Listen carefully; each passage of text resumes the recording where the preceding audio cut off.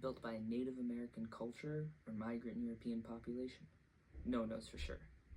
A maze of man-made chambers, walls, and ceremonial meeting places. At over 4,000 years old, America's Stonehenge is most likely the oldest man-made construction in the United States.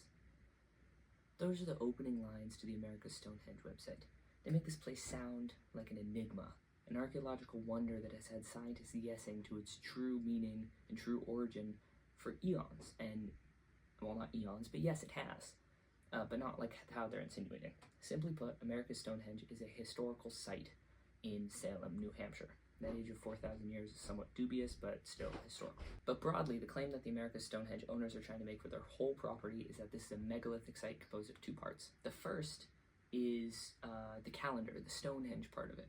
They are standing stones in a large circle that point to specific solar events like equinox sunrises, solstice sunrises, things like that, and sunsets as well. The second part is where their story, and you'll see that this story is it's a story. It is a very large, complex story. The second part is where that story really takes root. It is the center of this circle, the things at the center. Now, they suggest you download an app when you tour. There are 47 locations that they deem interesting enough to put on the app, and there will be a dozen or more that I will be talking about because they're so horribly explained by what I need you to understand is a business. America's Stonehenge is a business. They are keeping this place open to make money, and if there's something that can be done to increase people's interest in this site, it has been done, from falsifying the physical evidence to falsifying what they say about the evidence to falsifying how you think about the evidence, because they're very subtle sometimes about the way they present things, and other times they're more blunt, but on occasion it's a very subtle, a very sneaky way of doing things. But the first location number 2 actually, if you want to see the whole list of all 47, I'll link it below because it's an app, but it's also a website for some reason. Location number 2 is called the Watch House, which they say is named by early researchers because of its location outside the main site. As you'll see over and over again, these researchers are very rarely actual researchers. Sometimes they're stretches to make it sound like that, and sometimes it's an entire pulled hamstring, like your leg has fallen off. Here the researcher is not named, but is likely is an insurance salesman from the 30s named William Goodwin. Who is William Goodwin, I hear you ask? Well, William Goodwin owned the America's Stonehenge site in the 1930s and 40s. He believed that it was built by Irish monks a couple hundred years pre-Columbus, so probably from 1000 to like 1400 CE. He also changed much of the site to prove his theory, which puts the legitimacy of this place in jeopardy. There's never been an accurate count of how much he changed to try to prove his theory that America's Stonehenge was built by Irish monks who traveled the Atlantic Ocean.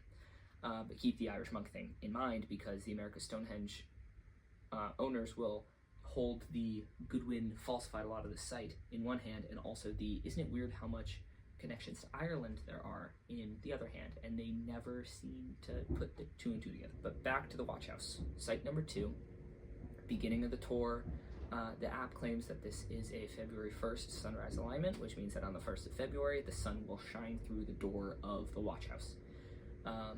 I have no way of testing that claim. I'm not going to go out on February 1st, so I'm just going to take it as true. But what I'm not going to take as true is that they immediately say next that February 1st is a pagan holiday in bulk, which, so isn't it interesting that there's a pagan Irish holiday that's being celebrated in America, in ancient America, before there was even any contact? And I think that is very curious, but it is probably very well explained by Goodwin, or just by someone. If it's a February 1st sunrise alignment, it doesn't mean it's Imbolc, right? It just means that it's a February 1st sunrise alignment. Sometimes you will see here where they will take something small and blow it up and draw connections when there is really nothing. And that is very much on display, that this watch house is not just a watch house, it is the epicenter of something much larger. A serpent effigy, a wall with the watch house, the head of the serpent, And get this, the wall curls around America's Stonehenge and comes back to the serpent. So, if it comes back to the head of the serpent, that means the serpent is eating his own tail, which means that this whole thing is an Ouroboros, or a representation of infinity. But riddle me this, why would the inhabitants of this place, 4,000 years ago is the date they're throwing around, why would they have known what a serpent was? New England barely has snakes, let alone serpents that are important enough to deify in your wall. And isn't that just what walls do? Walls curl around to where they start. My backyard fence is not meant to represent infinity, it's just meant to encircle a place. I don't think, this is not infinity. This is not a representation of infinity, this is not a representation of a serpent, it is just a wall. Again, that is the owners, whoever made the app, probably the owners, creating something that is much bigger than it actually is. And next up is location number 9, which is called the carved circle, which they say could have been used as a sundial. I mean, no, but then they also say that this could be a modern edition, and I want you to listen to this very carefully, that this could have been used to make lye soap. Lye soap. L-Y-E-S-O-A-P. You're not even allowed to catch your breath before you're thrown into what is called the pulpit. This is a wall constructed by William Goodwin, that guy who thought this place was built by monks, didn't find enough evidence, then created his own evidence. In the section on the pulpit, to America Stonehenge's credit, they note that this location is a falsehood, a story fabricated by Goodwin. So then why would you call it the pulpit, I ask?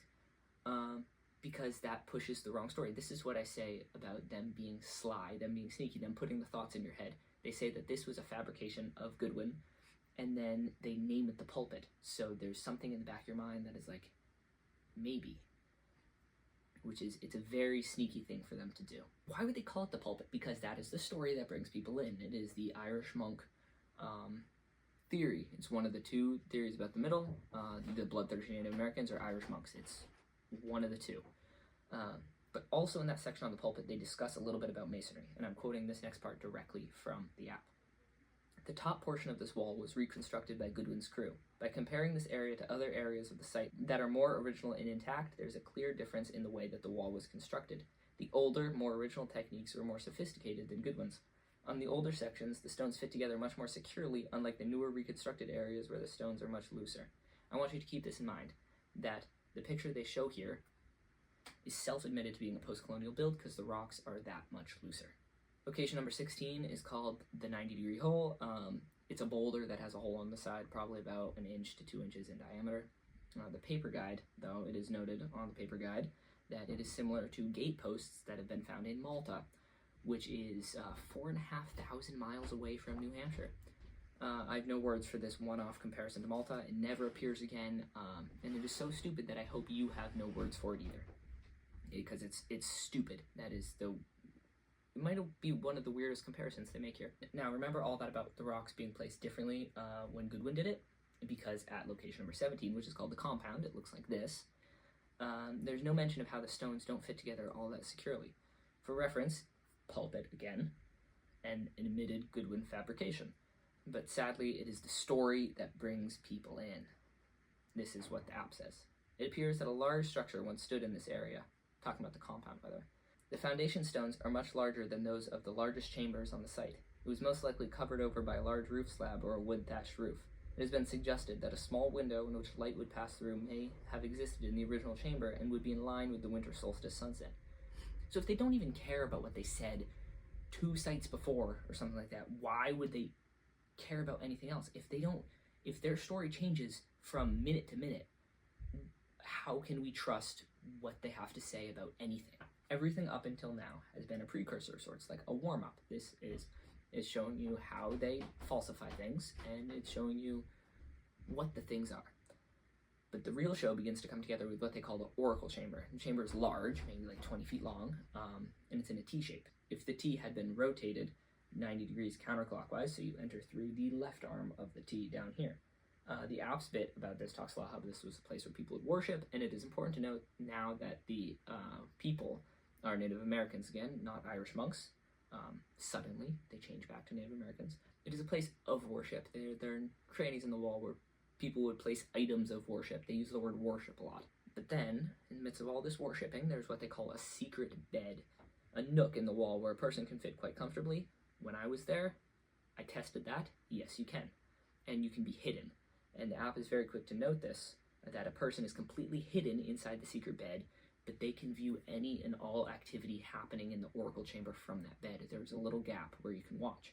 There's also a tube in the secret bed in the wall that leads up out of the chamber, and the output of that is where all of this ties together, all the misinformation, all the fiction. In the oracle chamber, according to the app, two things happen. The first is the observation of the stars through a little gap in the ceiling. How else would they have made the astronomical calendar around, because it's not like they can just walk outside and see the stars. No, they have to view it through a gap in the ceiling. And the second is that a hidden man can speak and give the impression that something else outside the wall is talking. Something else. Location number 31. According to most resources at America's Stonehenge, location number 31 is called the sacrificial table, but the app walks that back, then runs it back, and then sprints a 5K in the other direction and calls it simply the grooved table. The grooves in it to collect blood from the offering. Now, I want you to note two things here about the table. The legs is held up on, flimsy. There's no way that is held for 20 years, let alone whatever obscene number they threw at the beginning, like 4,000. But this is where some critical thinking comes into play. You see the edges on this table? The bottom edge, it is perfectly flat. That is straight.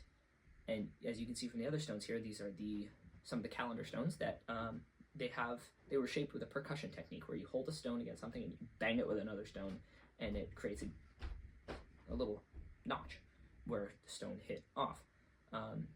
It creates a scalloped edge. A straight, non-scalloped edge, like what you see on the sacrificial table here, would need a different technique for shaping, which would be like a long blade where you hit it down, and that technique would have been available to Goodwin. And remember earlier at location number 9, when I said that the carved circle might have been used to make lye soap, I'm just going to drop the hammer here and say that this is not a sacrificial table, it is a lye table.